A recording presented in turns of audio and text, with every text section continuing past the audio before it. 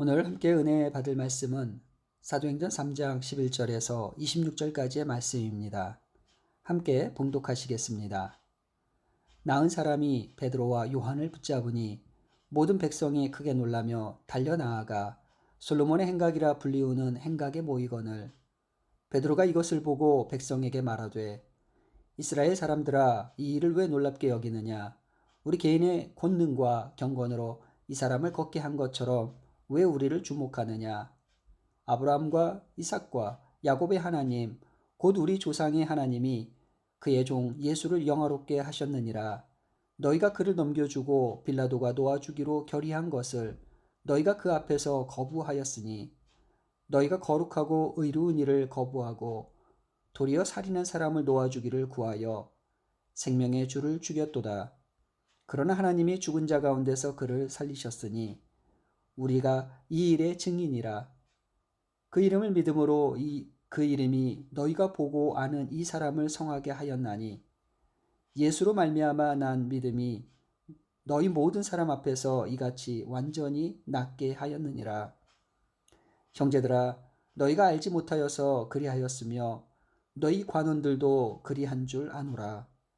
그러나 하나님이 모든 선지자의 입을 통하여 자기의 그리스도께서 고난 받으실 일을 미리 알게 하신 것을 이와 같이 이루셨느니라. 그러므로 너희가 회개하고 돌이켜 너희 죄 없이 함을 받으라.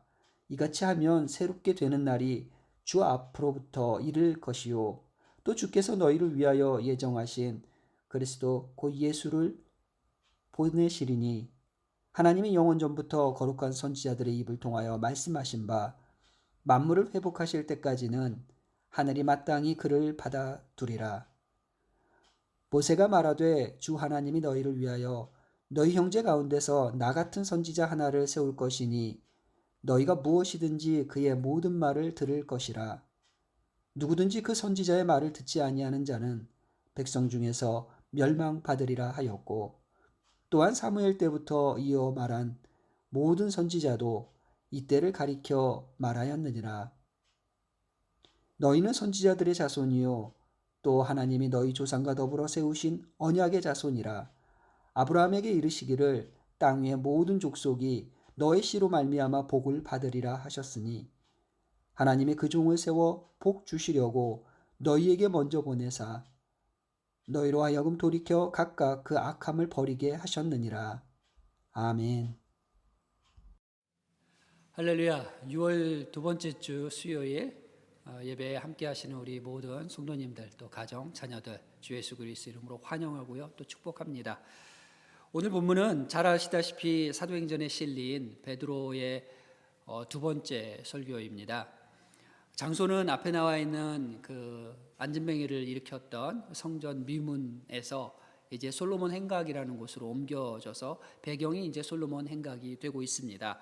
솔로몬의 행각은 이방인들의 뜰 동편에 있는 이렇게 장소인데 아주 오래전에 솔로몬이 세웠던 성전의 기둥이 남아 있었다 해서 그곳에 이제 행각을 지었기 때문에 별명처럼 솔로몬 행각이다 이렇게 불립니다.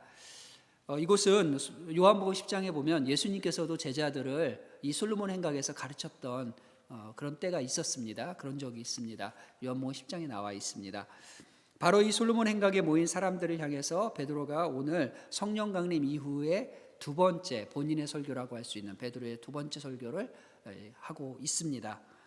베드로의 설교는 그의 첫 번째 설교랑 구조나 내용 면에서 비슷합니다. 어떻게 전개되나요? 구약을 인용하면서 예수님의 구주되심과 회개를 촉구하고 회개를 통해서 예수님을 영접해라 이렇게 전개가 되고 있는 것입니다. 한번 살펴볼까요? 오늘 이제 첫 번째로 11절에서 16절인데요. 베드로는 이 본문에서 유대인들의 범죄함을 이렇게 지적하면서 예수님의 구주되심, 예수가 구주시다라는 것을 선포합니다.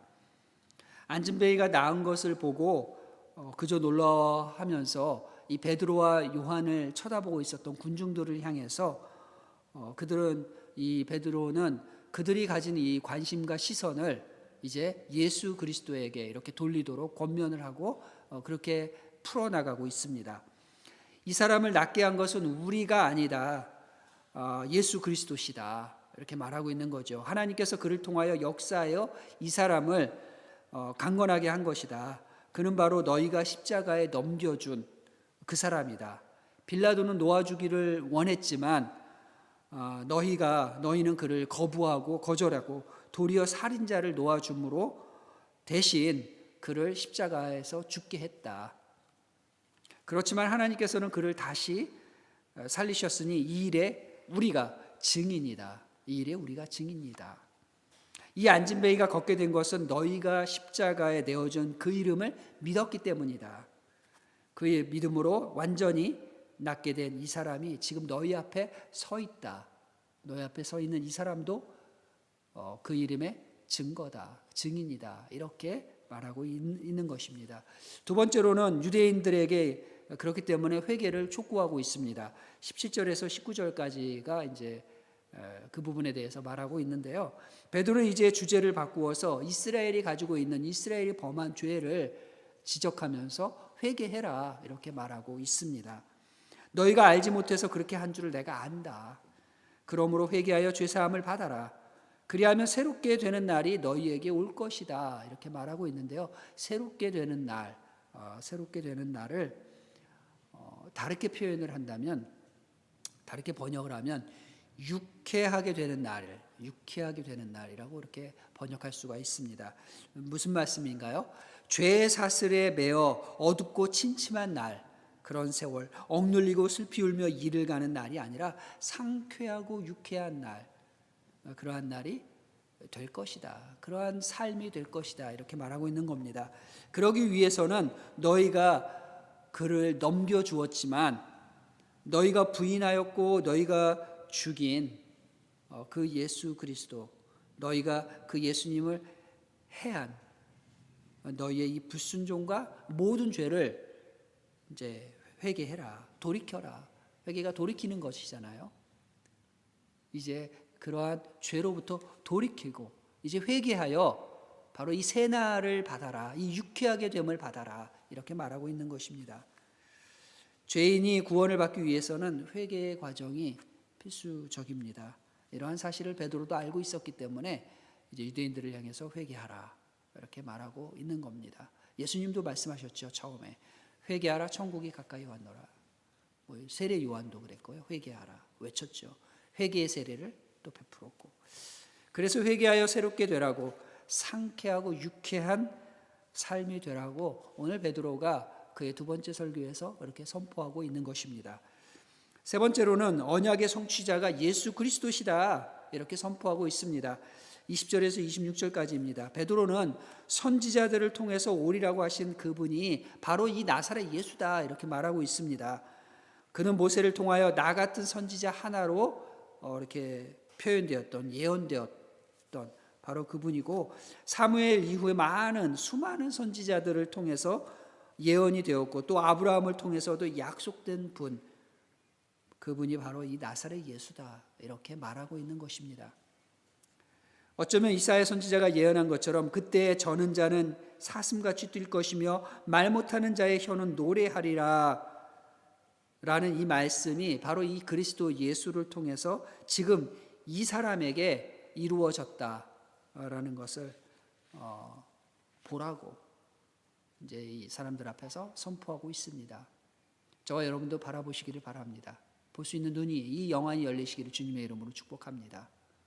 오늘 수많은 선지자들을 통해서 예언된 그분, 오늘 예수님 앞에서 일어나 정말 베드로를 통해서, 요한을 통해서 일어나 걸으라 할 때 일어나 걷고 뛰었던 그 예수 그리스도의 이름으로 됐다는 이 모습 속에서 바로 구약의 선지자들이 예언한 분이 바로 이분이구나. 이분이 메시아구나. 베드로가 말하고 싶었던 바로 그 부분을 우리도, 오늘에 사는 우리도 깨닫는 시간이 되시기를 주님의 이름으로 축복합니다. 오늘이 그런 날이 되어야 할 것입니다. 그러나 분명히 알아야 할 것은 여러분들은 이 말을 경청하고 그를 믿고 살아야 하는데 그렇지 못하고 있는 것이 마치 이스라엘 조상들이 이제 베드로가 그 얘기를 하고 있는 거죠. 유대인들에게 깨닫고 회개해야 되는데 오늘 그러지 못하고 있는 너희들을 보니까 마치 너희들의 선조들이, 우리 조상들이 광야에서 모세의 말을 듣지 않았던 것처럼 예수님의 말씀을 듣지 않았고 예수님을 거절했고 거부했다. 그러니 분명히 알아야 할 것은 그분의 말씀을 듣지 않으면 멸망을 받을 것이라는 것. 그러나 그분의 말씀을 경청하는 사람, 그 모든 사람들은 누구든지 그를 믿는 자마다 멸망치 않고 영생을 얻으리라 하신 그 말씀처럼 오늘 예수 그리스도의 그 말씀에 귀를 기울이고 믿는 자들은 다 생명을 얻을 것이라 이 사실을 아셔라. 이렇게 베드로가 유대인들을 향해서 오늘 솔로몬 행각에 모여있는 군중들을 향해서 외치고 있습니다. 그리고 베드로는 이제 마지막 부분에서 이런 말들을 합니다. 우리 25절 26절인데요. 당신들 그 선지자의 오심으로 복을 받아야 할 자손이요 또 하나님이 너희 조상과 더불어 세우신 언약의 자손이라. 아브라함에게 이르시기를 땅 위의 모든 족속이 너의 씨로 말미암아 복을 받으리라 하셨으니 하나님이 그 종을 세워 복 주시려고 너희에게 먼저 보내사 너희로 하여금 돌이켜 각각 그 악함을 버리게 하셨느니라. 아멘. 오늘 마지막 부분에 무엇을 말하고 있는 건가요? 오늘 이스라엘 자손들이 그래도 선민이라는 겁니다. 먼저 선택되었다는 겁니다. 아브라함의 자손에게 복을 주시기를 위하여 먼저 그들에게 선택하셔서 그들에게 메시아를 주셨으니 그 이유는 그들로 하여금 각각 악함을 버리게 하기 위함이거죠. 회복되기 위하여. 회복되기를 원하시는 하나님의 마음이 이 안에 있다는 것입니다. 하나님께서 아브라함의 자손들에게 복을 주시기 위해서 그들을 먼저 선택했다는 것입니다. 12절부터 시작된 이 베드로의 이 설교의 중심은 예수님께서 구약에 예언된 메시아라는 사실입니다. 베드로는 본문에 기록된 두 번째 바로 이 설교를 통해서도 오직 예수님만 높이고 자랑하고 증거하는 우리가 그의 증인이라고 말하고 있는 바로 증거하고 있습니다. 그의 삶의 중심이 예수였기 때문에 그의 설교도 온통 예수님의 이야기입니다. 나면서부터 안진병이 된 사람을 낫게 한 분은 베드로가 아니라 예수님이십니다. 부활 승천하신 예수님께서 그의 제자 베드로와 요한을 통해 역사하신 것입니다. 아멘. 예, 그렇습니다. 우리의 삶 속에서 역사하실 분도 오직 예수 그리스도이십니다. 또 그래서 우리의 삶 가운데 나타나야 될 분도 오직 예수님이셔야 됩니다. 저와 여러분이 오직 예수 그리스도만 나타나기를 주님의 이름으로 축복합니다. 부활 승천하신 예수님께서 그의 제자 베드로와 요한을 통해서 역사하셨습니다. 회개하는 자에게 참 기쁨을 주시고요. 그를 온전하게 회복시키시는 분도 오직 예수 그리스도이셨습니다. 사람은 사람에게 진정한 기쁨도 참된 위로도 줄 수 없습니다. 우린 너무 잘 알고 있습니다. 또한 어떤 사람도 온전히 다른 사람을 회복시킬 수 없습니다. 의사는 병을 낫게 할 수는 있지만 그 영혼이 치료될 수 없습니다. 온전하게 회복된다라는 그 의미에서 온전히 회복시키실 분은 오직 예수님이십니다. 21절에 나타난 회복이라는 단어, 신약 성경에 여기에서만 사용된 단어입니다. 그렇지만 우리가 아는 이야기들이 있습니다. 성전 수리에 성전을 정화시켰죠. 새 하늘과 새 땅, 영적 도덕적 회복, 포로에서의 귀환, 유산의 반환, 건강을 되찾는 것 등등 이러한 말 속에 가지고 있는 의미는 공통적으로 회복입니다. 하나님의 모습으로 회복되는 것, 하나님이 주신 첫 모습으로 회복되는 것, 새하늘과 새 땅,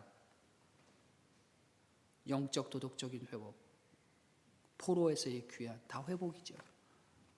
하나님이 말씀하신 그 회복은 그렇게 사용되었습니다. 중요한 것은 이 모든 회복은 오직 하나님에 의해서만, 하나님의 주권에 의해서만 이루어진다는 사실입니다. 믿으십니까? 온전한 회복은 주님께만 있는 겁니다. 베드로의 설교는 예수님이 그 중심 내용이었습니다. 그래서 회복도, 온전한 회복도 주님께만 있다는 것입니다. 이 베드로의 설교의 결과가 그래서 참 좋게 나타납니다. 어떻게 나타나는가요? 오순절 후 베드로의 설교는 믿는 자의 수가 3,000명이 더해지는 놀라운 부흥이 일어났습니다. 오늘 설교 후에는 또 어떤가요? 사도행전 4장 4절은 이렇게 증거하고 있습니다. 말씀을 들은 사람 중에 믿는 자가 많으니 남자의 수가 약 5,000이나 되었더라. 할렐루야. 정말 놀라운 일이 일어났습니다. 120명의 신도가 이제 5,000명의 신도가 된 것입니다. 교회의 수적 부흥은 수적으로 늘어나는 것이 무조건 좋다는 말씀은 아닙니다. 그런데 이 교회의 수적 부흥은 내적인 성숙의 그 자연스러운 표현이 될 때 거기에 더 가치가 있습니다. 인위적인 수단과 방법을 통해서 늘어난 숫자는 사실 진정한 교회 부흥은 아니죠. 진정한 교회 부흥은 한 사람 한 사람, 저와 여러분, 우리 성도님들, 우리 아이들 각 개인이 한 명 한 명이 성령 충만하여서 영적인 성숙이 정말 무르익어서 그 영적 성숙의 결과로서 정말 이렇게 부흥이 일어날 때 그것이 진정한 부흥이죠. 더 가치가 있죠. 사랑하는 성도님들, 저와 여러분은 어제 오늘 또 무엇을 증거하는 증인의 삶을 살고 있었나요? 또 살았나요? 내일은 무엇을 전하는 증인으로서 살기를 소망하고 계신가요? 우리가 전할 바, 우리가 증인으로 서야 할 자리 중심에는 항상 예수 그리스도만 있어야 됩니다. 죄인의 구주는 오직 예수 그리스도.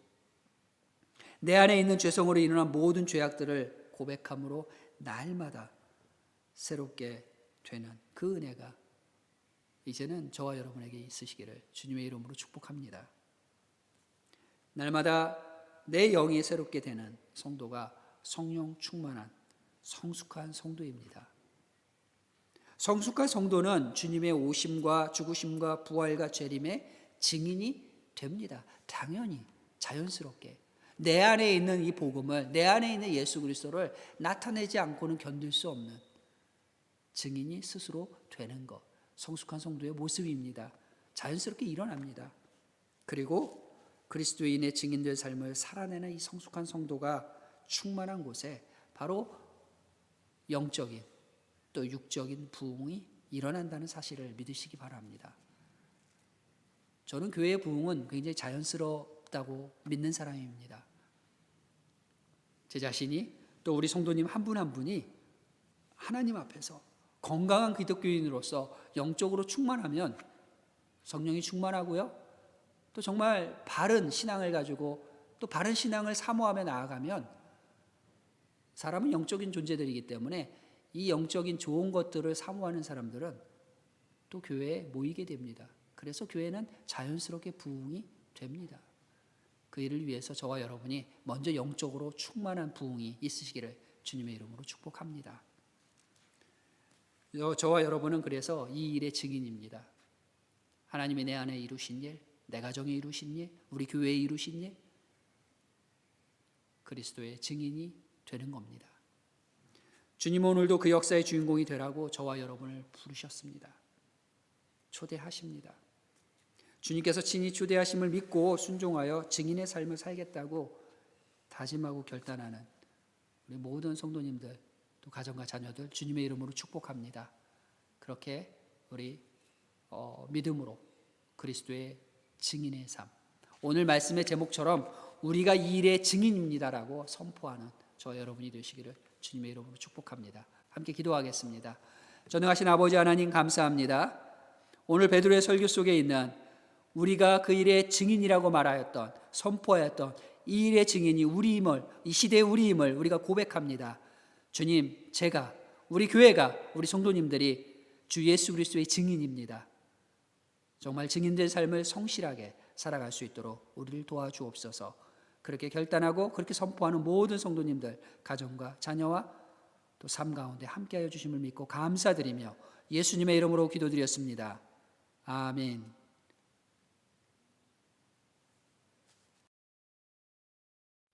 함께 기도하시겠습니다. 내가 여호와께 아뢰되 주는 나의 주님이시오니 주밖에는 나의 복이 없다 하였나이다.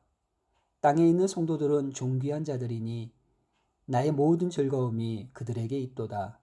아멘. 나와 내 가정과 우리 교회의 복의 근원이 되시는 아버지 하나님, 나와 내 가정과 교회를 존귀한 자들이라 하시니 그 은혜에 감사드립니다. 지난 3일도 저희가 처한 환경 가운데서 성령님의 도움으로 승리하는 삶을 살게 하심을 또한 감사드립니다. 때때로 하나님의 자녀로 구별되었음에도 역경과 시험 앞에서 기도로 해결하지 않고 세상의 방법으로 해결하려 했던 어리석음을 용서하옵소서. 주님은 우리 삶의 길이요 진리요 생명이시오니 믿음의 선진들처럼 우리도 고난을 당하고 시련이 있을 때에는 언제든지 주의 말씀만 듣고 따르게 하옵소서. 그리하여 나와 우리 가정과 교회는 성령 충만, 말씀 충만, 은혜 충만하여 감사와 찬양이 넘치게 하옵소서. 남편과 아내가 서로 사랑하며 부모와 자녀들이 존경하고 존중하여 섬기기를 기뻐하며 화목하게 하옵소서. 우리 교회는 주님 안에서 신앙 공동체, 예배 공동체, 가족 공동체, 문화 공동체, 선교 공동체가 되게 하옵소서. 교회에 속한 기관들을 축복하시고 저희가 경영하는 모든 일들을 친히 간섭하시고 인도하여 주옵소서. 6월 19일 임직식을 준비하고 있습니다. 섬기시는 모든 목회자들에게 건강과 은혜를 주시고 준비하는 당회와 모든 성도님들이 마음을 같이하여 감사하며 기쁨이 충만하여 오직 하나님께만 영광을 올리게 하옵소서. 임직자들은 기도와 말씀으로 주님을 따르며 주의 사명을 잘 감당하는 선한 청지기로 준비되게 하옵소서. 아비투어와 진학을 위해 준비하고 있는 모든 자녀들에게도 성령의 지혜와 총기와 건강을 주옵소서.